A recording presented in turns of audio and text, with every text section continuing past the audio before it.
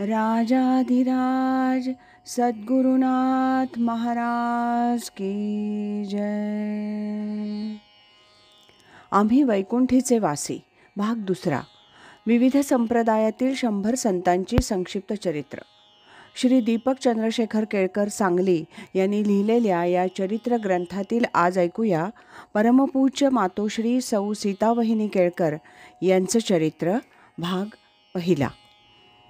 यांची निर्याण तिथी फाल्गुन शुद्ध दशमी गुरुपुष्यामृत शके 1904 म्हणजेच दिनांक 24 मार्च 1983. कोल्हापूर जिल्ह्यातील हातकणंगले तालुक्यात इचलकरंजी हे गाव आहे. या गावात श्री दत्तोपंत गोवंडे या नावाचे गृहस्थ राहत होते. ते गाढे विद्वान आणि पेशानं शिक्षक होते, पण सव्यसाची शिक्षक म्हणून त्यांचा जास्त परिचय होता. हे मराठी शाळा मास्तर होते. त्यांच्या पत्नीचं नाव सौ गिरिजाबाई. या दाम्पत्याला 4 मुलं आणि 3 मुली अशी 7 अपत्य होती. यापैकी या दाम्पत्याच्या पोटी शेवटी एक कन्यारत्न झालं. 12व्या दिवशी या कन्येचं नाव मालती असं ठेवण्यात आलं. ही मालती हे सर्व भावंडातील शेंडेफळ होतं. श्री दत्तोपंतांना मिळणारा पगार कमी आणि खाणारी तोंड जास्त, त्यामुळे हातातोंडाची गाठ कशी बशी घातली जात होती. त्यामुळे घरातील सर्व काम करण्याची सवयच लहानपणापासून या मालतीला होती. मालतीच्या लहान वयातच तिचं पितृछत्र हरपलं. त्यामुळे सौ गिरिजाबाईंनीच सगळ्यांचा आई आणि वडील या दोन्ही भूमिका बजावून सांभाळ केला. घरचा कर्ता पुरुष निवर्तल्यानं घरची परिस्थिती बिकट बनली. त्यामुळे मालतीला फारसं शिक्षण घेता आलं नाही. तरीही मालती फायनल परीक्षा उत्तीर्ण झाली. वयाची 13 वर्ष उलटून गेल्यावर त्यावेळच्या पद्धतीनुसार या मालतीसाठी वरसंशोधन सुरू झालं. विवाहाच्या बाबतीत मिरजेच्या मराठे मिल्सचे संस्थापक श्रीयुत बळवंतरावजी मराठे यांनी पुढाकार घेतला आणि वर निश्चित केला.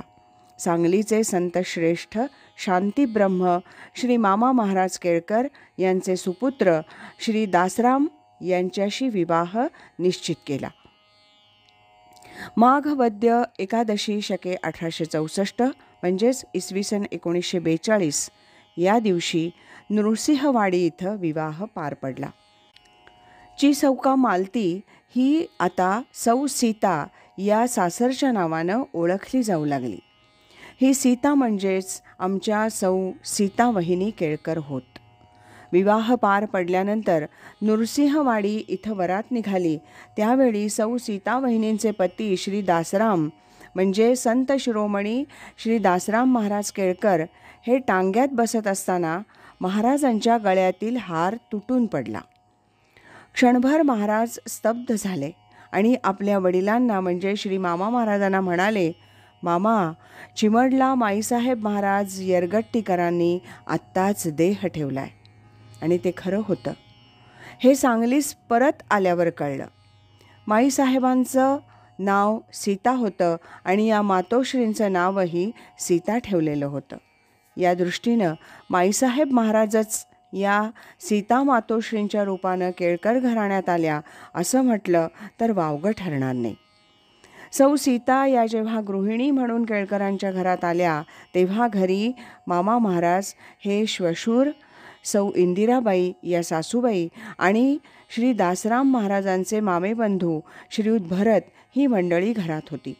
श्री भरत फाटक हे सौ सीताबाईंना वहिनी म्हणू लागले आणि त्यामुळे सीतावहिनी हेच नाव पुढे रूढ झालं. सीतावहिनी या नावानंच त्या ओळखल्या जाऊ लागल्या. आपल्या सासूबाई सौ इंदिराबाई यांची प्रकृती थोडी बेताचीच असल्यानं घरातील बरीचशी कामं सौ सीतावहिनीच करीत असत. स्वतःचं वय लहान असूनही वेळच्या वेळी कामं करण्याची सवय त्यांनी स्वतःला लावून घेतली आणि सर्व कामं समर्थपणे पार पाडण्यास सुरुवात केली. सौ सीतावहिनी पहाटे 4ला उठायच्या, अंगण झाडायच्या. समोरच्या दारी श्री पवार कुटुंब राहायचं. त्यांच्याकडे जनावरं होती. त्यांच्याकडे जाऊन शेण आणायचं आणि सगळ्या अंगणभर शेणकाला पसरायचा. विहिरीचं पाणी स्वतः ओढून घरातील पाणी भरत धुणं आणि भांडी इत्यादी सर्व कामं त्या स्वतःच करायच्या. अनेक वेळा त्या धुणं घेऊन कृष्णा नदीच्या विष्णू घाटावर जायच्या. स्वयंपाकाची जबाबदारीही सीतावहिनींच्या खांद्यावर आली. घरात देऊळ असल्यानं लोकांचं जाणं येणं भरपूर होतं. अशांकडेही त्या विशेष लक्ष देत असत.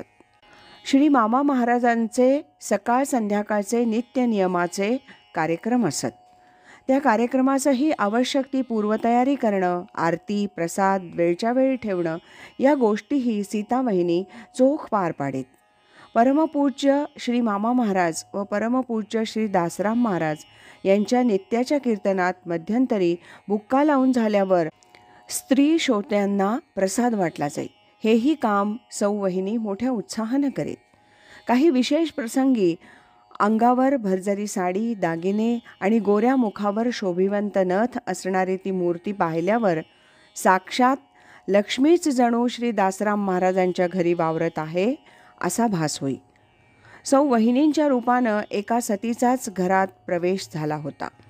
सौ सीतावहिनींचा विवाह झाल्यावर त्याच वर्षीच्या मे महिन्यात आमचे मामा या दाम्पत्याला घेऊन रामेश्वर दर्शन करून आले.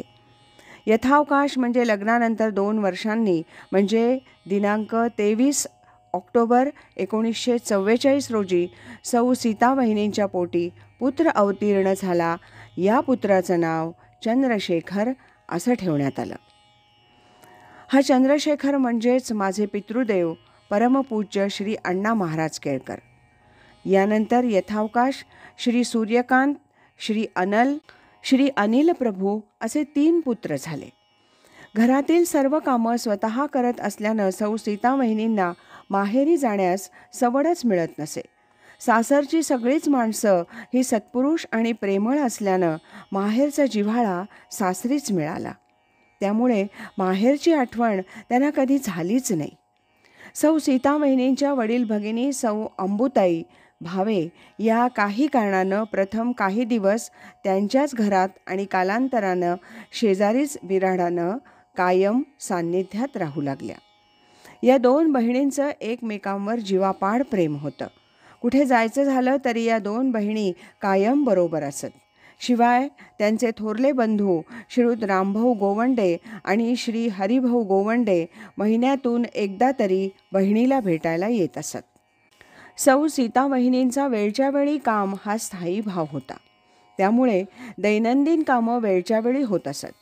परमपूज्य श्री दादा हे ट्रेझरीमध्ये नोकरीस होते. त्या दरम्यान संस्थान विलीन झालं आणि परमपूज्य श्री दादांची तासगावला बदली झाली. पण काही कारणानं ही नोकरी त्यांनी सोडली. त्यामुळे घरातल्या येणाऱ्या घर भाड्यावर प्रपंच सुरू झाला. आपल्या पतीनं नोकरी सोडली, आता आपलं कसं व्हायचं हा विचार सौ सीतावहिनींच्या मनात देखील आला नाही. त्याच उत्साहानं त्या पुढे कर्म करत राहिल्या. सौ सीतावहिनींकडं दुर्दम्य उत्साह होता. एकदा वाड्यातील मास्तरीणबाई म्हणजेच श्रीमती इंदिराबाई कुलकर्णी यांनी वहिनींना विचारलं, काय हो वहिनी, तुम्हाला इतका उत्साह कसा असतो? हे ऐकल्यावर वहिनी थोड्याशा हसल्या आणि म्हणाल्या, अहो मास्तरीणबाई, आमच्या घरी आमच्या मामंजींना म्हणजे मामा महाराजांना भेटण्यासाठी सांगलीचे राजेसाहेब आले होते. त्यावेळी आमच्या पद्धतीनं मी केलेला राजेशाही थाट बघून मामंजी म्हणजे मामा महाराज खूपच खुश झाले आणि त्यांनी माझ्या पाठीवर हात फिरवून शाबासकी दिली. त्यामुळे माझा उत्साह संपत नाही. सौ सीतावहिनींना आपल्या मामंजींबद्दल जेवढा आदर होता तितकाच सासूबाई इंदिराबाई केळकर यांच्याबद्दलही होता. वाड्यामध्ये श्री गजाननराव कुलकर्णी या नावाचे मास्तर होते. त्यांच्या पत्नी इंदिराबाई. या इंदिराबाईंना सौ सीतावहिनी मास्तरीणबाई म्हणून हाक मारत. एकदा सौ इंदिराबाई सौ वहिनींना म्हणाल्या, वहिनी, तुम्ही मला मास्तरीणबाई म्हणू नका. मी तुम्हाला बहिणीसारखी आहे. त्यामुळे मला तुम्ही इंदिराबाईच म्हणा. हे ऐकून यत्किंचित हसून सौ वहिनी म्हणाल्या, असं जरी असलं तरी मी तुम्हाला मास्तरीणबाईच म्हणणार. काय होतंय तसं पटलं म्हणून. तरी पण वहिनी, तुम्ही मला मास्तरीणबाई म्हणू नका. मला कसं तरी वाटतं. असं मास्तरीणबाई म्हणाल्या. त्यावर सौ सीतावहिनी म्हणाल्या, मास्तरीणबाई, तुम्ही रागावू नका. काय आहे तर तुमचं नाव आणि माझ्या सासूबाईंचं नाव एकच आहे. सुनेनं सासूबाईंचं नाव घेऊ नये अशी आपली भारतीय परंपरा सांगते.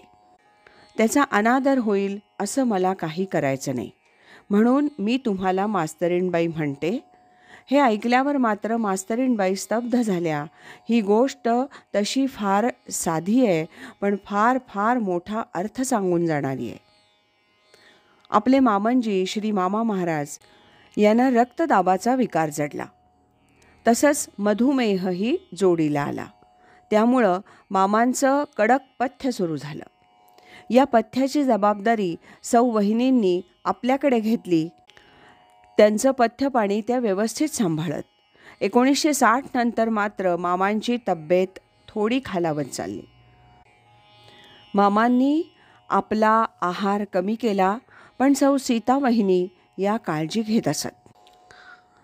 श्रीयुत न. दा. दिवेकर सर आपल्या गोविंदचरितमानस या ग्रंथात म्हणतात, सीतारामाची प्रियपत्नी करी मामांची सेवा आवर्जुनी, प्रेमभाव मनी ठेवूनी जपे मामांना.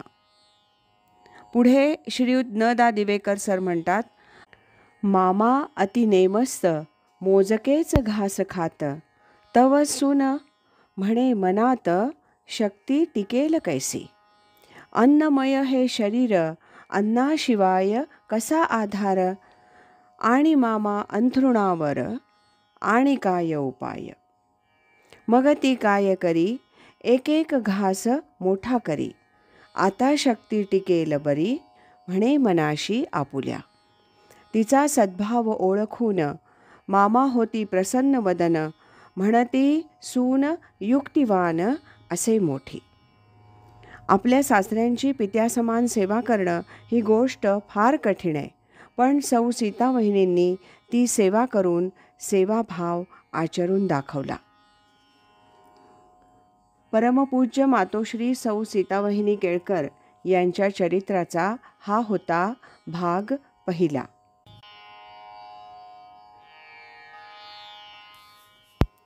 राजाधिराज श्री सद्गुरुनाथ महाराज की जय.